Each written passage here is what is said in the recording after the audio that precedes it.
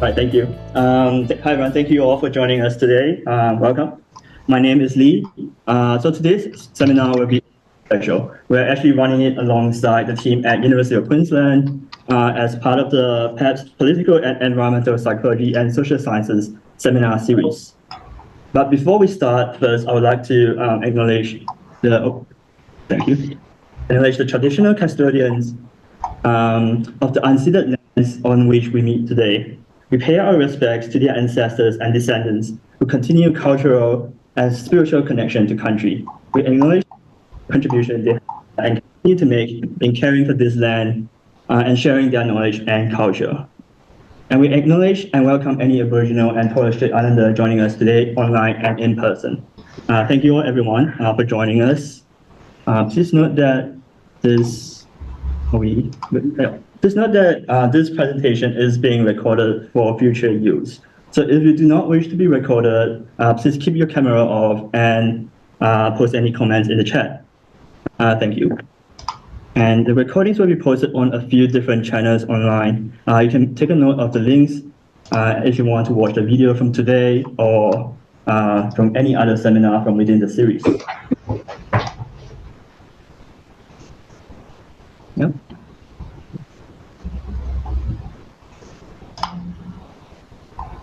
You ready? Yep. Thank you. And if you would like to be added to the PEPSS mailing list, please email this address. Yep.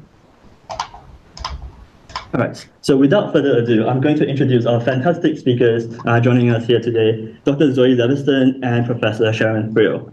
So how today is going to work is I'll introduce Zoe and then invite Zoe to give her presentation, and then we'll pass it on to Sharon, who will give her presentation, and then I'll invite both speakers to come up and sort of reflect and sort of give some comments on each other's presentation. And then we'll open it up to the floor for some Q&A. Yep. All right. So Dr. Zoe Leviston is a senior research fellow in the School of Medicine and Psychology at the ANU. Zoe's works apply social psychological theory to investigate how individuals, groups, and culture shape people's responses to climate change and other environmental issues. Is especially interested in how group perception and social norms influence people's attitudes and behaviors. Collective action, the Australian mainstreaming meaningful climate action. Before commencing with the Australian National University in 2020, Zoe was a postdoctoral fellow at Edith Cowan University and a research scientist at the CSIRO. She has a PhD from Curtin University in psychology. Sharon Friel is an ARC Laureate Fellow and Professor of Health Equity. She is Director of the Planetary Health Equity Hothouse and the Australian Research Centre for Health Equity and Global Governance, REGNET, at the Australian National University. She's a Fellow of the Academy of Social Sciences Australia and the Academy of Health and Medical Sciences. Previously, she was Director of REGNET from 2014 to 2019 and Head of the Scientific Secretariat of the World Health Organization Commission on the Social Determinants of Health between 2005 and 2008. In 2014, her international peers voted her one of the world's most influential female leaders in global health. Her interests are in the political economy of health equity, governance of the social, commercial, and planetary determinants of health inequities, climate change, food systems, trade, and investment. And her 2019 book, Climate Change and People's Health, highlights the importance of addressing the global consumptogenic system. So let's welcome our speakers today. We're very fortunate to have them. I'll first hand it over to Zoe. Thank you.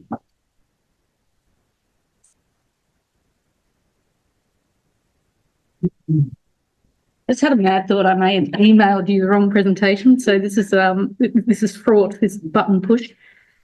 This is good. Okay. So the title, Social Psychological Challenges of Getting People to Engage in Climate Action. So that was my brief by the organisers today. I'm going to touch on quite briefly 2 challenges that I think are important, but it could have been 20, could have been 30. So basically, I'm setting your expectations to be disappointed because they might not be the challenges that you identify as key. So let's start briefly with what the problem is. So I think the problem is terrifying graphs from the IPCC. So I think they've got to take some of the blame here. They can work on their colour scheme a bit and maybe make it a bit less threatening, maybe crib the, tinker with that y-axis. That always kind of helps. But I think what's happening over the last 5 years to a decade is that for several decades we've been living in a world where we have scenarios that are troubling. And we've known that for a long time, and the observational data has been kind of creeping behind that, and it's like, yeah, that's on trend with the troubling scenarios. I think in the last 5 to 10 years, it's definitely in the last 5 years, we've seen a step change where the observational data is now the really troubling stuff. And so that's kind of changed the game. I think even 5 years ago, we were looking at the Paris target, limiting global warming to 1.5 degrees as achievable if a stretch target. And now it's like, wow, that was optimistic, wasn't it, guys? And of course, we are doing stuff. This is not to say that a lot of action isn't happening. It is just not at the accelerated level that needs to be achieved if we're to keep global warming at a level that's conducive to human flourishing. So next graph. So IPCC also does NICE graphs. So this has been NICE graph, and this is what they see as a summary of the solutions to climate change. Still got scary colours in there, but this time the scary red colours mean cost.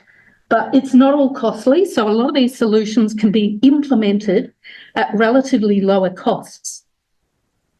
To get there, so we can get there, to get there requires a massive amount of coordinated local, national and global policy response.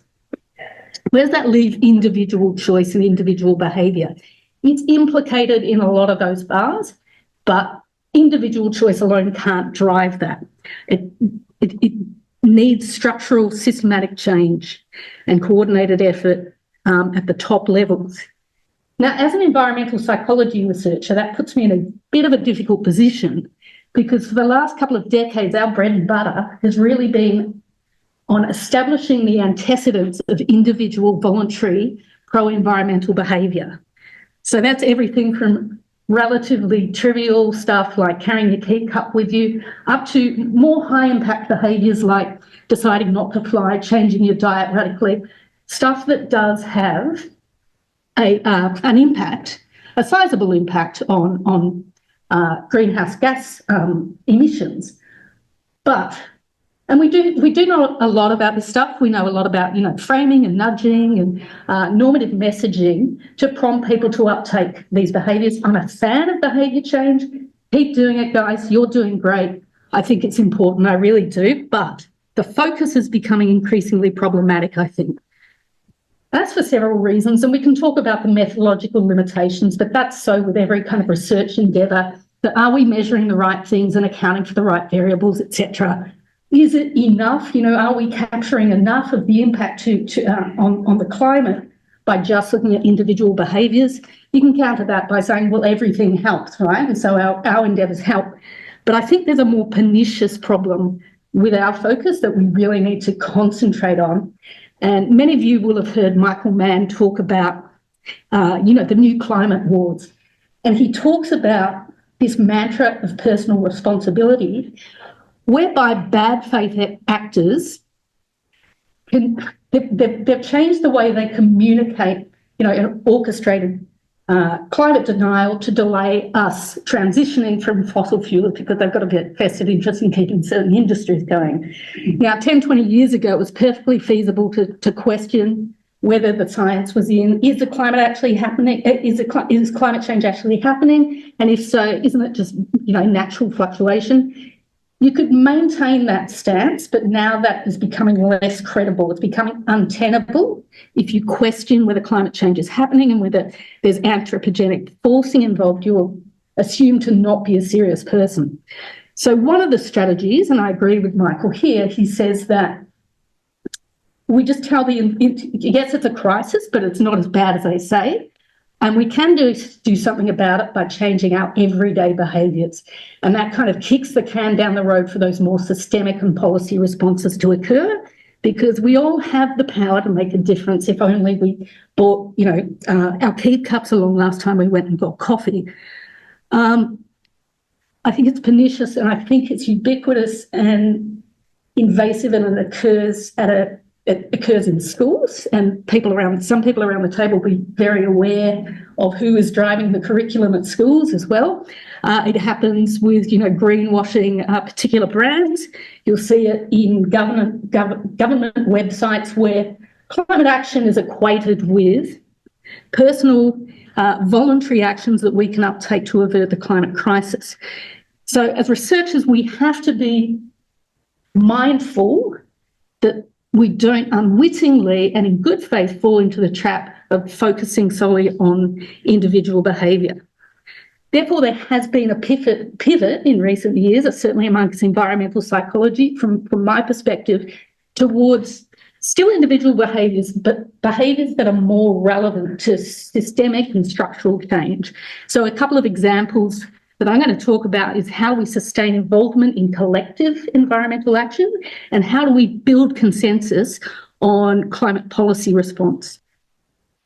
So our lovely brethren in social psychology have done a lot of the hard work for us in looking at what the antecedents of engaging in collective action are, starting with, the civil rights movement, etc. We know a lot about what conditions are necessary for individuals to say, yeah, I'm going to go out and take to the street. Quite selective in the three variables that I'm presenting here, but I think there are three key variables that are common to so many of these models.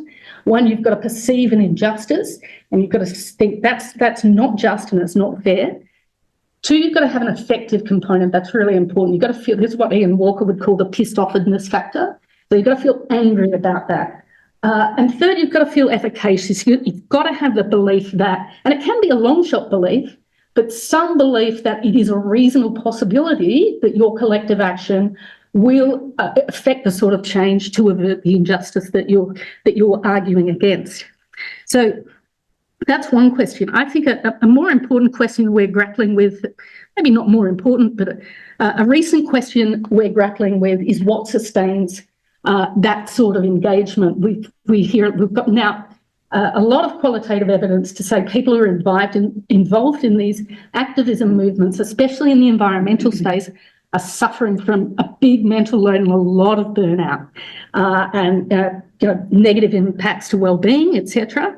And so there is now a lot of work in what sustains engagement. How do we keep people from burning out? So I'm just going to give you some examples from a research project, an ongoing research project that I've been involved in, but led by Naomi Godden, a researcher at Edith Cowan University, and also with our project partners at Telthon Kids Institute, Climate Justice Union, and importantly co-designed with young people in West Australia who are active engagers in the climate activism movement. And when we look in their own words about what they need in the mental health support space that would keep them involved and keep them from burning out, etc., I think the words that they use are interesting. So I've just selected a couple of quotes from that paper from them. So one of them is, when we learn about climate change in school, we're taught about what we can do at an individual level. The individual focus means that if young people don't want to commit themselves to all of those actions, they don't want to be involved in climate activism. Now, I kind of lost something because if you read the quote in full, it's quite clear that they're talking about that is the implicit message of messaging individual action. You're right, the implicit message is you're either 100% in or you're not in the group. Another one, I love this. We need to move away from the judgment of purity culture. They mean in an environmental behaviour sense in this. It is not helpful to reprimand use climate activists for little things like using a takeaway coffee cup. Preach it. This is follow-up data from a more widespread group of young people involved in some form of climate action. And when we talk about, what are some of the things you don't like? There are good things about participating in these sort of things, but if we say, what are some of the things you don't like? This idea of judgment comes up a lot. It's like, I feel judged, and, people look, it's uncool to care is another quote that comes up. And it's like, well, who is judging you? When we kind of dig into that, we find that it's probably what you intuitively all think. It's the crusty old outsiders going, aren't you an idiot? So you become a public figure for which deniers to pick on. But interestingly, what comes out when we kind of, in a qualitative sense, is it's not just, if you're part of a group that wants climate action, it's not just the outsiders that that you get attacked by. You know, attacked is a strong word, but there is judgment from within the in-group as well. So people talk about the odd and the problematic people sometimes involved, and also the sense of kind of peer policing within these groups that are also problematic. So it's not just, you know, a vegan being attacked by a meat eater for wearing leather shoes. It's a vegan attacking another vegan for wearing leather shoes. The calls coming from within the house.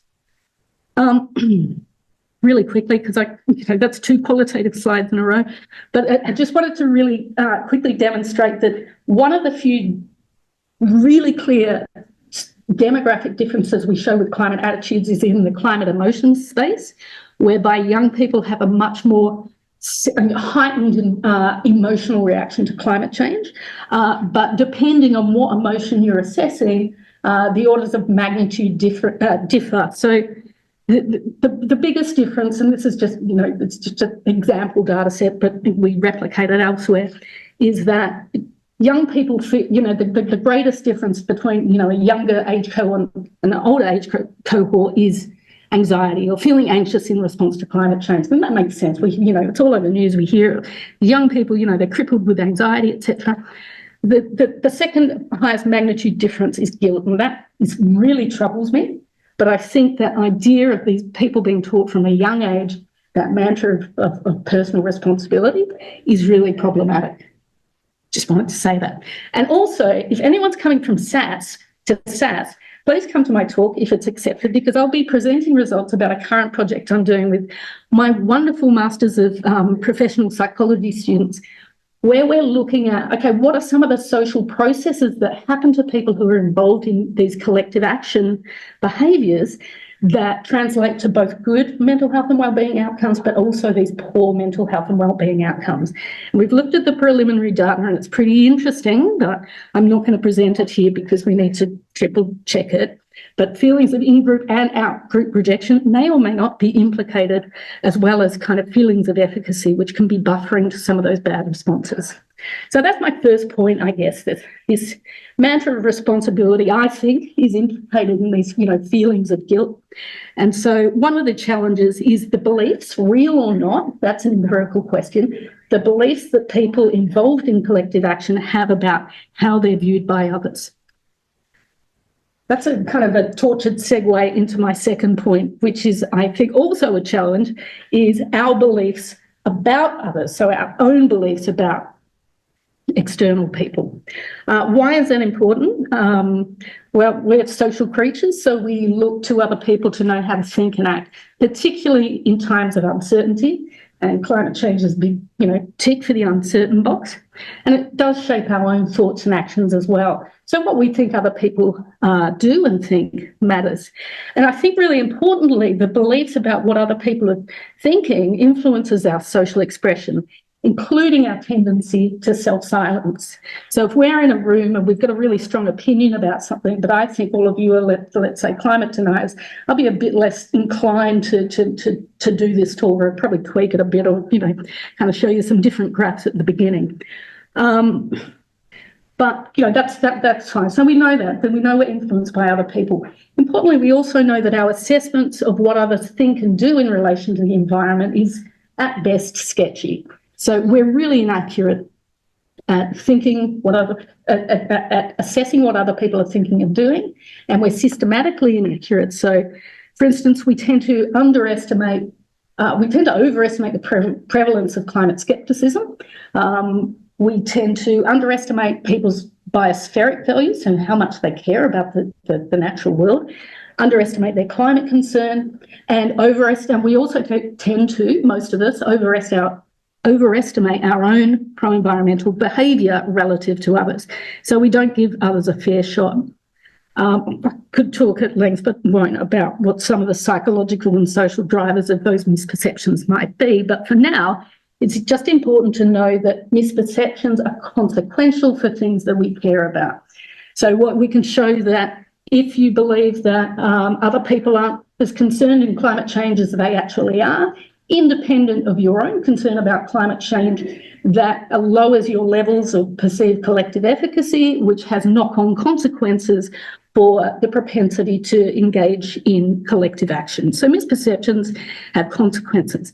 Now, because there are political people on the line, and there's probably a few kind of, Anthony Green type followers, I'm going to give you an example about, climate policy response. So over a range of surveys, we've looked at people's support in Australia, so very domestically based, about a range of climate policies. So fluffy policies, kitten policies like renewable energy investment that a lot of people love, but we've really kind of pushed the button, we've pushed the boat out and said, what about forced relocation? What about, restricting how many children you can have? What about you can't fly anymore, that sort of thing? In all but, those really kind of severe incursions to people's, individual freedom, we find that most people support it. Most people support a range of policies, including a price on carbon, just incidentally. If we ask people to estimate Australians in general, how supportive they are, people systematically underestimate how much support there is in general across the board. That's important because I think the most important thing is that this underestimation of other people's support can lead to something that Todorov and Amanda Subtik called legitimate inaction. So you can really, really support a policy, but that doesn't necessarily translate into whether you think it's legitimate and fair to enact. That legitimacy and fairness has to do with what you think the electorate want. So if you think a policy has no support, even though you secretly support it, you're less willing to arc up if that policy is implemented because you think, well, at least the politicians are enacting the will of the people. So I think we just need to be conscious and mindful of what the actual support of the electorate to a lot of these policies are. And policies that are not even on the table, they're pretty far down the track. Of course, and the kind of a last point, kind of the elephant in the room is that, okay, that's aggregate support you're showing, and it's, moderate kind of aggregate support for a lot of things. But maybe it's about how divisive those policies are. Maybe, some people love the policy and other people hate the policy, and you're never going to go there because you're going to turn off the wrong people, etc. And it's very true that political polarisation on climate response is a problem in Australia. But one of the things that we were interested in, so this is my colleagues Samantha Stanley and Ian Walker, is if we could replicate the kind of false polarisation that occurs in America. So America totally divided on things like climate policy response, but the perception of division is much greater than the actual division. So, and that's problematic because perceived polarisation can, through various processes, become actual polarisation. So we thought, does that work in a slightly more pluralist setting like Australia? So I'm going to leave you just with some kind of interesting things that we did as we broke our participants down in a nationally representative survey by who they voted for and looked at their support for a range of policies. And we can find, so that goes from strongly opposed way over on the right of screen there or left of screen, depending on how you're looking at it, to the right of screen. And so One Nation, who are traditionally badged as, the climate baddies, etc., the people who vote for them, they're not like strongly opposed to all these things. And remember, we're, putting up things like carbon taxes and very, state-driven initiative. They're just meh about them. And then you can see as we move to the left of the political spectrum, we can see support gaining. So yes, it is politically. There is some polarisation. But if we ask those people about different voting groups, it's like, oh, how do you think the people who vote for One Nation would support them? How do you think the people who vote for the Labor Party would support these policies? And we break it down by group voting blocks. So we can see, so the actual support has been moved to the right of that slide. If we just look at our One Nation voters and we say, One Nation voters, how do you think these different voting groups think about these policies? Something really weird. They don't have false polarisation at all. They think, oh yeah, I think everyone's a bit kind of moderate, somewhere in between opposing and supporting. We're about the same as the Greens, There you go. Okay, fair enough. If we look at the Liberal National supporters, then we find, we know One Nation are baddies, so they're going to be a bit lower, but we're up there with the Greens and who knows what Labor is doing. we look at Labor voters, we go, well, we've got two bad guys, the obvious bad guys. These voters are just not going to have a bar of it. But, we're good. We're like the Greens, man. They're our bros. If we look at the Greens voters, we can see a massive false polarisation effect. It's very, very interesting. So how do we interpret that? One, we could say, well, this is just more evidence that Greens voters are completely unhinged, untethered to reality. They're living in a bubble, etc. And I can imagine that being a very attractive argument or interpretation for this for some people. However, when we also look at what else predicts this perceived polarisation, we can see issue relevance is basically a proxy for who people vote for. So the people for whom the issue is super relevant, super central, they're like, my God, there are bad groups and there are good groups. So you can explain that psychologically as a process of intergroup differentiation, whereby it's like, my group is awesome, some groups are sketchy and some groups are just evil. Or I think it also a very plausible explanation is because this issue is important to, let's say, Green voters, they're really attending to the politics of climate policy. And you could argue that that's probably a pretty good representation, obviously not of how the electorate supports policy, but of how the political representatives of the electorate support policy. And it's pretty aligned with policy platforms of those major parties. So to conclude, what it tell us, it's kind of like, I think that's problematic because it's the Green voters who are most likely to agitate for these policies. If they think most of the electorate is against them, that's not going to do a lot of good for your efficacy. And you're going to think, oh gosh, this is going to be a hard slog because I can't even talk to this group of people. But so I think from that perspective, we need to really stress where there is consensus. So much more consensus among the electorate than there is in political circles. So that's my two things to present. So two challenges: how we're viewed by others can undermine sustained action, and how we view others may undermine efficacy and consensus building. But, open to be told otherwise. And just some acknowledgements of some colleagues who have worked very closely with me on a lot of this research.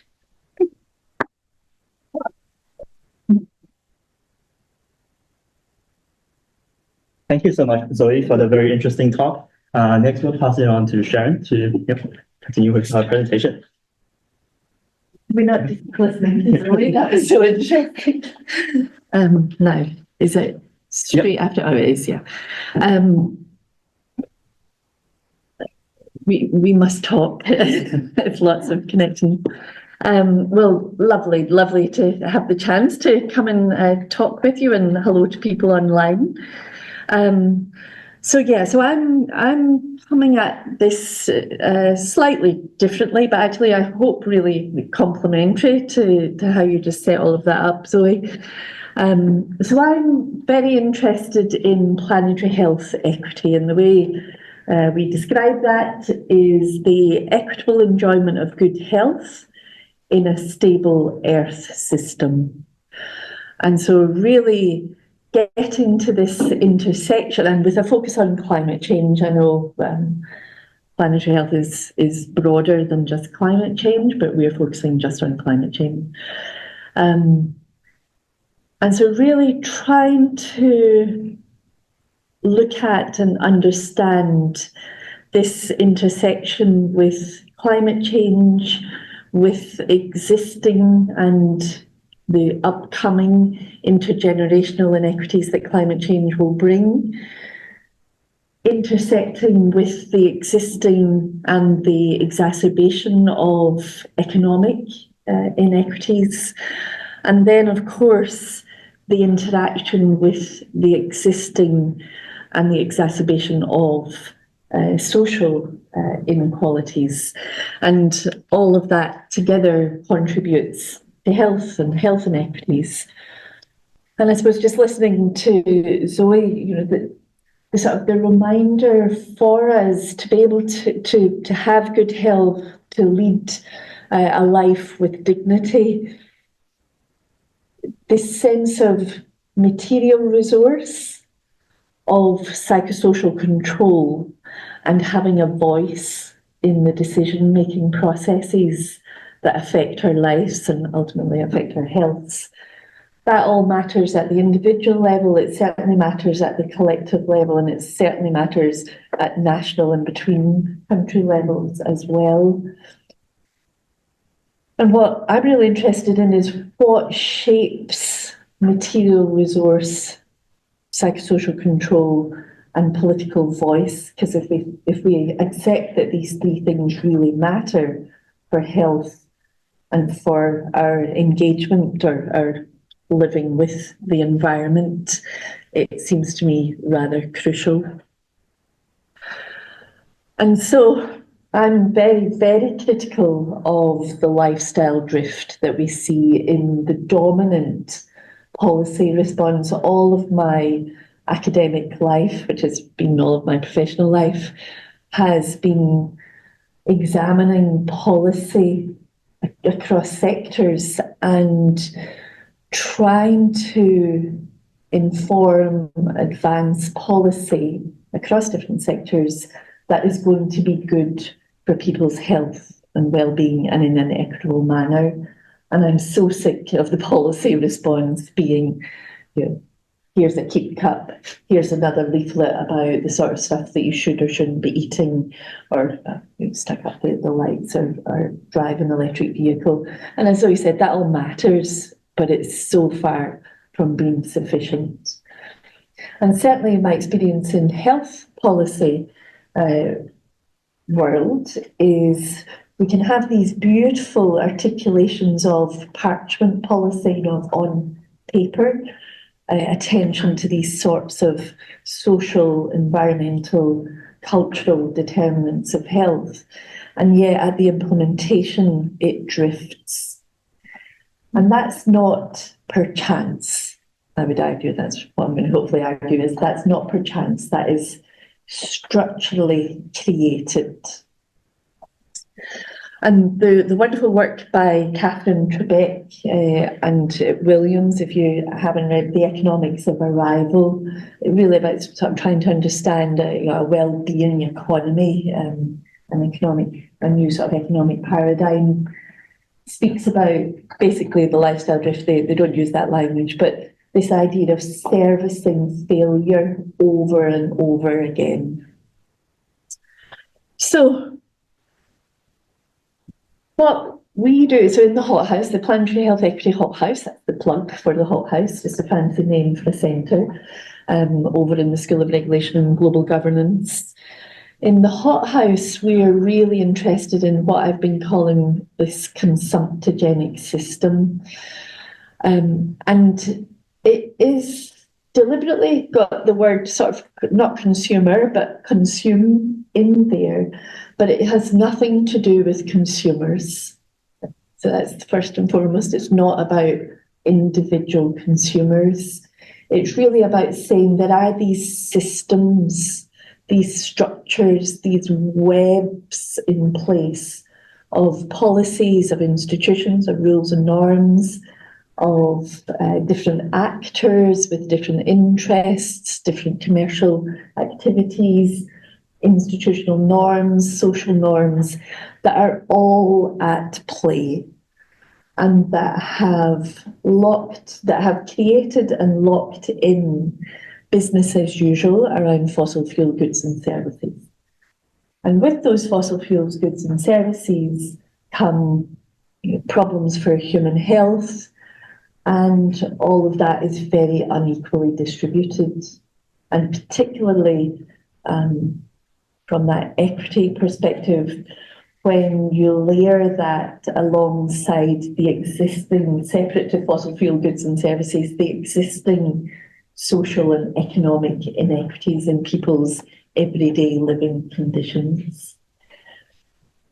So it's the idea of how do we change the consumptogenic system? How might that be transformed? But first and foremost, it's recognising this structure, and there is agency, of course, within that, but it's recognising this structure. And this consumptogenic system exists within contemporary governance. So if we think about governance simply as the actors and the processes that steer the course of events. Yeah, so everything about our lives, governance sits around it. But in sort of the governance literature, we speak about this triangle of three dominant categories of actors, yeah, the state, the market, and civil society. And, often sort of individuals or collective action would be thought of down in civil society, that civil realm. But in the shaping of the situation in which we are all living, there are state actors and market actors. And in the middle, we've got hybrid, so public-private partnerships, or, different forms of combinations of different actor types. They're very much part of contemporary society. And my pathetic attempt at drawing, you see this bigger line, smaller line, and sort of in the middle line, don't ever ask me to do slides for you, is really just trying to indicate the power imbalance in contemporary governance. And my argument is so much of how life is lived, so much of how policy decisions are taken has this overlay of market priorities. And I'll come to that in a wee second. And so the way that we've been investigating all of this is through the three I's: ideas, interests, and institutions. And I'll say a little bit more about them, but as Sarah's heard all of this before. Once you see them, you can never unsee them in everything that you will be doing. So this idea, let me just check what my next slide, yeah. But just this little quote here. So this is from political science. And so ideas tell interests what to mean. So if you've got an idea, a dominant idea, paradigm, a deep core belief, a deep core value of neoliberalism, for example, that informs interests, different actors, what they're about, what they're pursuing. Yeah, neoliberalism tends to be associated with profits, profiteering. And then interests tell institutions being the rules and the norms of ways of being, the institution of the academy, the institution of government, the institution of religion, etc. The rules and the norms. Those interests shape institutions, telling institutions what those rules of the game should be. So if your interests are all about profit, profit, profit, profit, then the rules and the norms of society are created to enable that to happen, which is how the institutions then go on to allow ideas to survive, to go forth and prosper. Yeah, bleedingly obvious, sort of. And so from a structural perspective, understanding why does this consumptogenic system exist that is so bad for planetary health equity? Why does it exist? How has it come to be? Then I've put some suggestions up here. This was just a bit of a canvas that we did of what might the dominant ideas, interests, and institutions be within this consumptogenic system. So colonization, colonialism really sits across, this whole extractivism, this domineering of societies around the world. Go in, extract, whatever that might be. I've spoken about this belief, this paradigm of neoliberalism, so deregulation, all about market, the elevation of markets, elevation of trade, the elevation of economic integration as part of the neoliberal project. We hear, I say this many times, why, for any of you who might watch the 7 o'clock news on the ABC, why is it at the end of the 7 o'clock news, Alan Kohler stands up and tells us all about the markets? And why is that completely normalised, as if that, I don't give a damn about the way the markets are going. I might be interested in a well-being index, or why is it that's the measure of society? It becomes it's a market supremacy that's a dominant idea. And then Zoe, you were speaking so beautifully about this sort of deep belief of individualism as a way of operating within society. And so these ideas have really enabled economic growth, unfettered economic growth. I'm not really against economic growth per se. We'll have a discussion about that. But at any cost, again, as Catherine Trebek speaks about it, this idea of an economy in service of people and the planet, not people and the planet in service of the economy. And then profiteering. And then we have a whole load of institutions that are in place that completely enable and reinforce these ideas and interests. So when you think about, let me just check what I'm talking about. When you think about, trying the sort of the collective action against the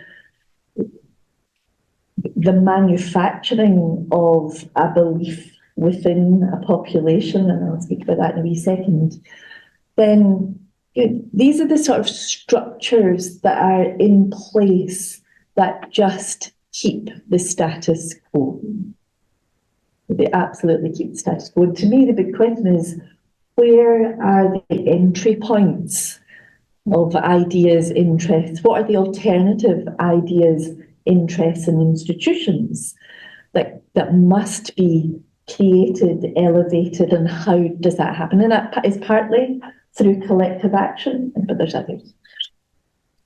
And so the market, I should have started by saying none of this is really very positive. We've spent the first sort of couple of years in the hothouse really dissecting the consumptogenic system in order to understand how to reconstruct in a way that's much better. So invite me back in a couple of years and I'll have something much more positive. But, it is important, I think, about problematizing these issues so that we can see what needs to change and perhaps how to change it. There's a whole series in the Lancet on the commercial determinants of health, not about planetary health equity that I'm particularly interested in, but on the commercial determinants of health that various of us have been involved with. And really, this is just an illustrative, to illustrate the common practices that are used across market actors. So whether it's the food system, whether it's the energy sector, the food sector, the alcohol sector, whatever sector, these are the practices that are used, of course, to sell things, create a social license to operate, to make you love a brand. It's not about a product, it's you love a brand. The essence of a brand apparently is a thing. And so that's of course and that's the job of the market, is to then create and sell these products and services. It's just doing what it's set up to do, but it is incredibly problematic. And I just wanted to highlight some of the particularly problematic, I think. I'm not going to go into each of these practices, but I do just want to pick up on political for the moment. So that's done in a number of ways. So a whole load of lobbyists walking the halls of power.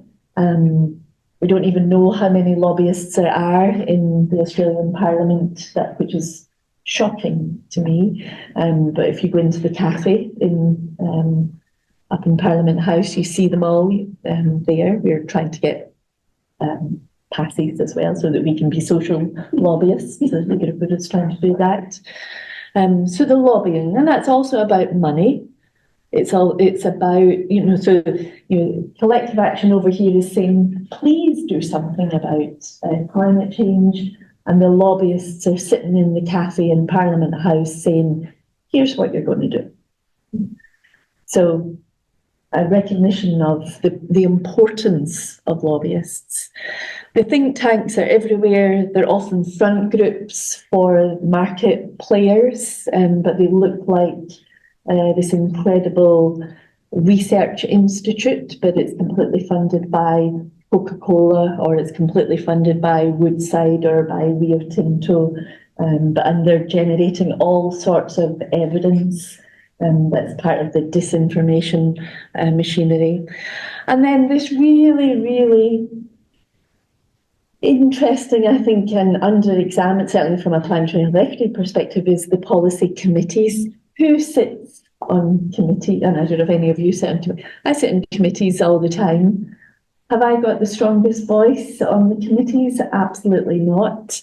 There's others from other sectors that are just constantly speaking. But so policy committees are a really important mechanism, institutional mechanism for saying, I don't think that evidence that Zoe spoke about, I don't think that was quite accurate. I've got a paper it's from this think tank, but here's this widely cited paper, and I'm just going to leave it here for you in the deliberations about this new renewable energy policy. There you go. So those committees are really powerful. We've got to be there on those committees. So political I'm coming to the end. I'm coming to the Australian political spending, and I want to do it in this way because this is also about reputation for market actors. This is about a social license to operate, as well as all of the money that's given by market players to government, which is all, of course, about buying favours. There's also this sort of approach that's about being part of the solution, So this was the Prime Minister of Australia going around in for the Voice campaign in advance of the referendum, going out into regional Australia, and it just happened that Rio Tinto were there helping. They just happened to have this top that had his name and the company logo, just beautifully positioned for the photographs that were about to happen. That's a social license to operate. So whenever collective action is saying Rio Tinto, evil, evil, evil, they're saying, oh, but look, we were helping with the Voice.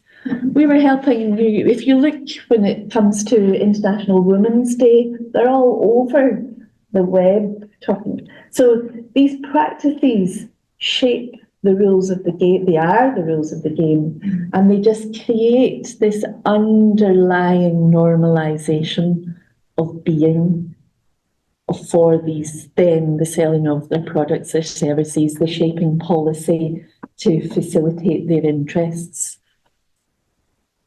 So how do we change it? I don't have the answer. And I'm just going to leave you with this. This is what we are working to understand in the Hot House.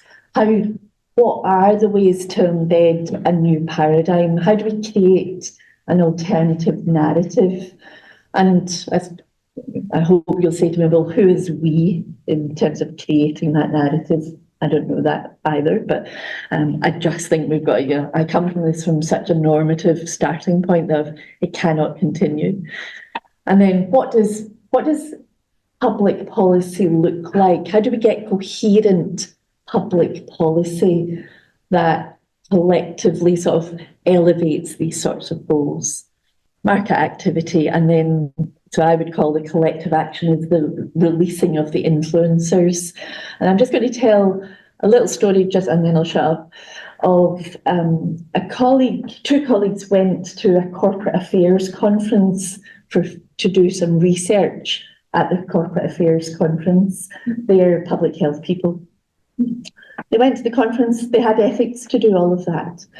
They went to the conference and they were really just wanting to hear how the folks from the corporations were speaking, what they were speaking about, how they were speaking. So another method for data collection to understand how you shift corporate practices. And I thought one of the really interesting things that they were saying was the companies, the corporations, were really concerned about social media influencers, because social media influencers can take down their brand. And I just thought, well, as public health advocates, why are we not doing that? Using some of those kind of tools. So we don't have to be doing TikTok or anything, but using some of those methods perhaps a little bit. So sorry, I've rambled on much longer. But I hope I can see some lovely parallels with what you spoke about, Zoe, of how Zoe must talk. So thank you.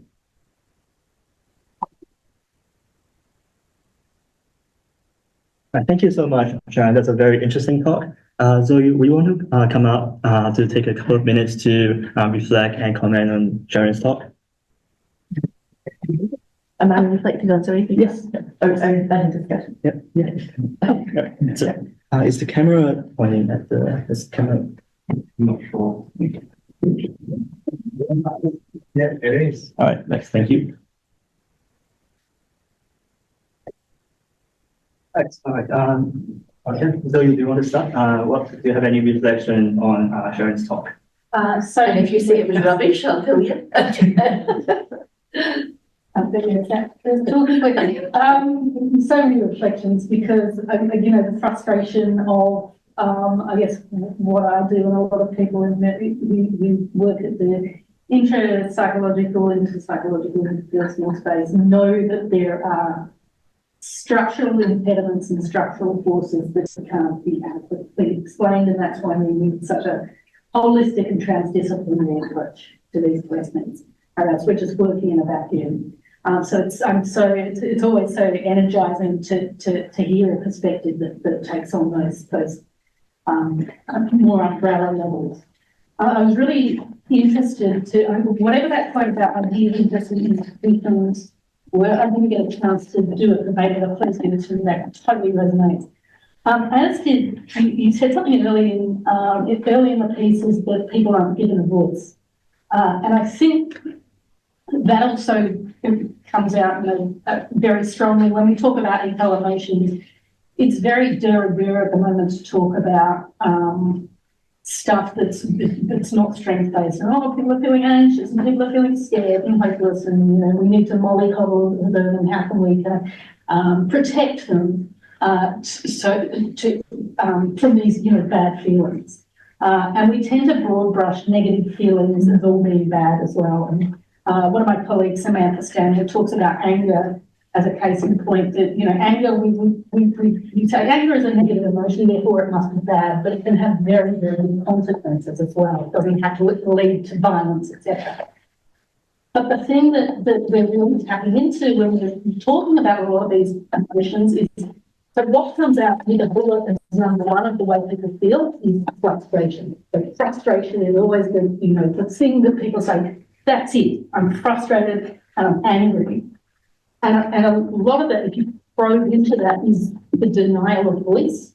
And that, I think the individualisation that we're talking about through both of those talks really perniciously undermines voice, because it isolates people and it makes it difficult to collectivise. And if you're one person trying to sing a song, it's difficult to collectivise, and of course you're not going to make your voice heard.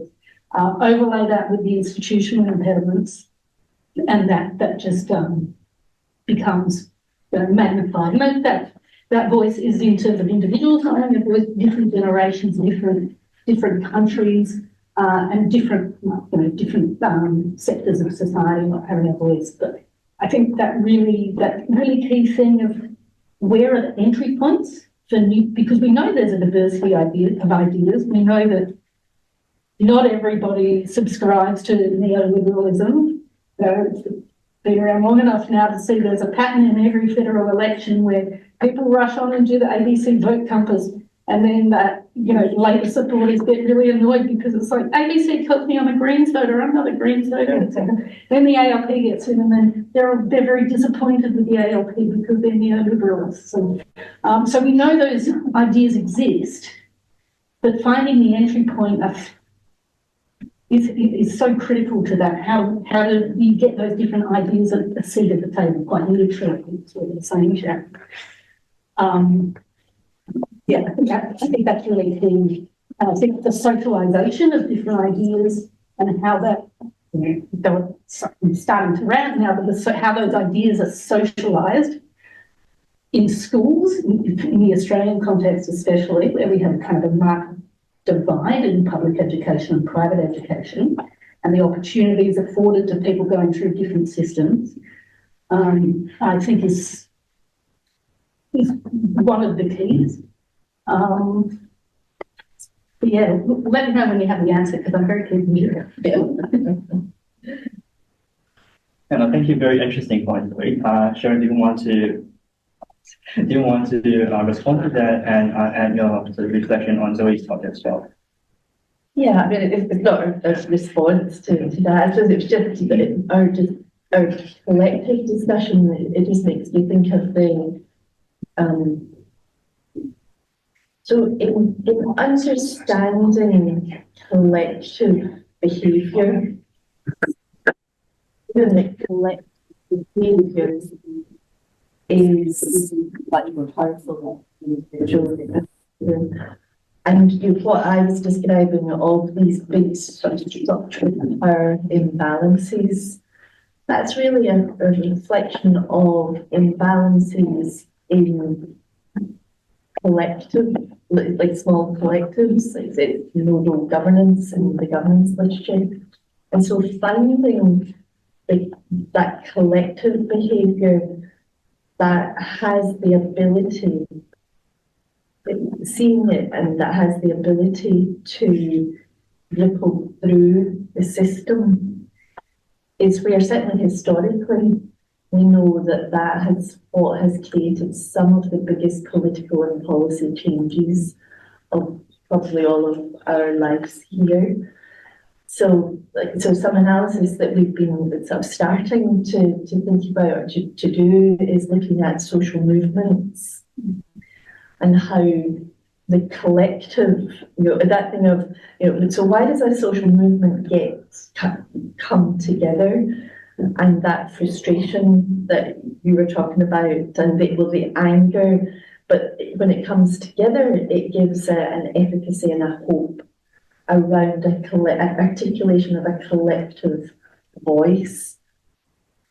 And that some analysis in where policy has shifted, politics and policy have shifted as a consequence, has been that has been used in a very, very strategic way, with very deliberate framings. You were talking about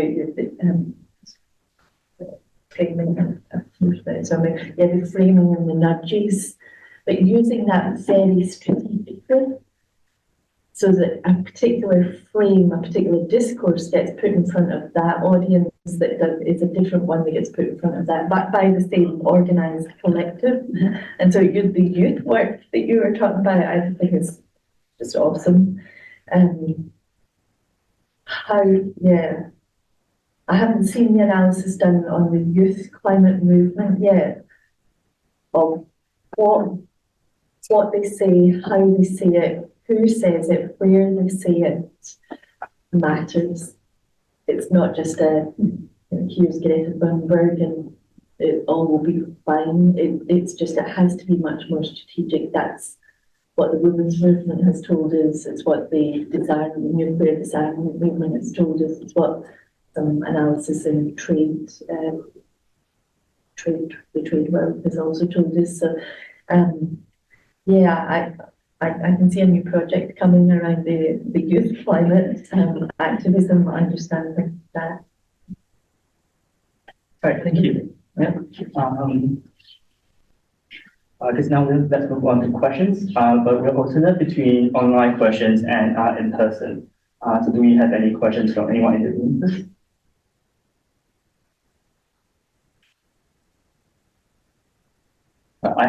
question actually.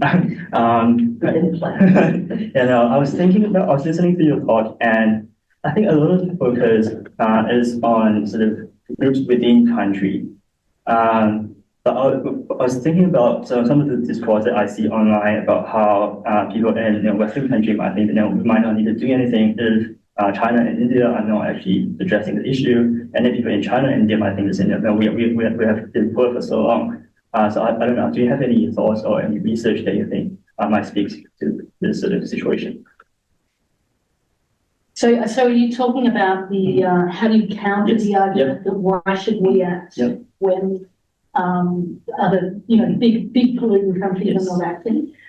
I think it's. I mean, there's two ways you can encounter it. You can tackle that argument with good faith and say, but look at the per capita contribution, or you can kind of redirect. You can redirect the comparison. So that would be a downward, in social psychological parlance, we would be saying these people are making a downward comparison. They're comparing, Australia's achievements with, people who are worse on some metric. And there's inherent function in that because it serves to excuse our own bad behaviour as a collective, as Australia. So I think the more effective strategy is to reorient that and say, okay, well, you want to make comparisons, let's do an upward comparison. How do we compare against, a non-fossil fuel reliant country in Africa or something like that? Let's check out the per capita emissions. And, I think you'd probably get some argument that's like, oh, no, but that's different. That's different. You can't compare apples with oranges. And kind of break down the argument that way and say, why is one comparison legitimate and the other comparison is not? I would also just do a follow-up thing that because I think that I think this is going to become kind of critical as mass migration accelerates due to climate change, because we're going to have, all over the globe, you're going to have movements in resistance to, deserving and less deserving populations, et cetera, et cetera. And there is evidence to how we assess people's, how compassionate people are for the environment and what they do to help the environment. Unfortunately, there are some, group assessments that we find when we're doing how people think of other groups. But for instance, one thing is Australian-born people tend to think that immigrants to Australia care less about the environment than Australian-born people, when the reverse is actually true. So a layer to misperceiving others is we misperceive others on a group basis, and it runs along, fault lines that are familiar to us all, that threaten to kind of have social cohesion implications. So I think that we have to be just very measured in how we respond to arguments that don't hold a lot of weight. I'm very interested.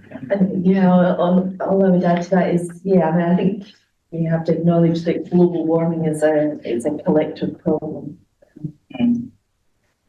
There's no question about that. Action in one country and not another, it just doesn't work. How countries do it can vary. So in Australia has a growth model that is based on domestic consumption. It's not an export-led growth model. It's a domestic consumption, which is very different from some other countries.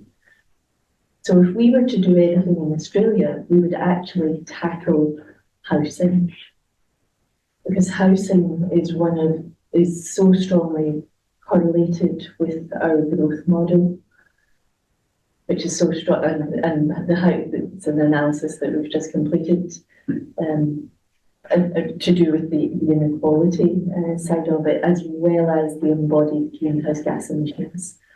So a very strong approach within Australia would be a housing solution, whereas another country might be, that's not saying Australia has to stop investing in fossil fuels. Australia has to stop investing in fossil fuels. But when you bring the inequality dimension into these discussions, I think it absolutely demonstrates that high, middle, low income countries all have to act, because the inequality, every country is being affected by the inequality, and every country is experiencing the social and the health outcomes as a consequence. So it's a global collective action solution is essential.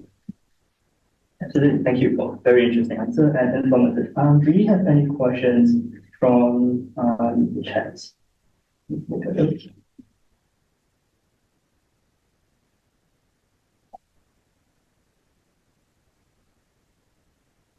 Not really. Everyone is just saying thank you for the thought-provoking presentations. I think Winifred has a question. Yeah. Winifred has a question. There's one question. All right. Yes, do you want to unmute yourself? And yeah, thank you. Yeah, thanks very much for the opportunity and the awesome talks. One thing that seems to be happening, as you guys would have already thought deeply about, is a growing incidence of natural disasters and conflicts, not just partisan conflict about who's to blame, but, actual war. And I think that people are talking about the kind of polycrisis of environmental degradation, food insecurity, militarism and violence, to which we must respond, even though we know it's, a direction no one wants to go in. Can you comment on that broad frame, and if you've started to think about it, what the solutions are? It's as things get worse, we'll have less capacity to act. Have you thought about that, and what are your thoughts? Yeah, I've thought about it. I don't have any solutions. Well, yes. So this intersection of all of these crises, and really just I highly recommend, if you haven't read some of the work by David Schlossberg, a colleague up at Sydney University. David does this beautiful work. He talks about it as turbulence rather than the polycrisis, which I thought was really quite lovely, of how it's just this constant chaos for people's lives in a sort of uncoordinated way. But yeah, so polycrisis stroke turbulence, absolutely.